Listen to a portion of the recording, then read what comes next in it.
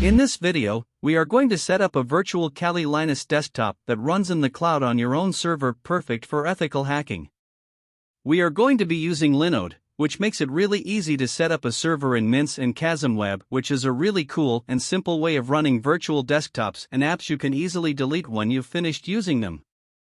We are going to be using the free community edition of Kasmweb, which requires a minimum of a shared server with 4 GB of RAM, but I would recommend more if possible so that it runs more smoothly. It also required having root access, which not all servers have, but it does with Linode. Just remember to log into the server with sudo root privileges. Once your server is set up, log in using the terminal and access your server with sudo ssh privileges by adding sudo at the beginning.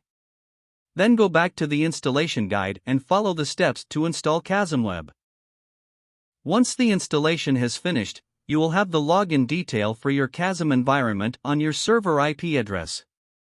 Go back to your Linode and load up your IP address with https:// at the start. Ignore the security warning, you can set this up later. Once you have logged in, you're ready to set up virtual apps and desktops.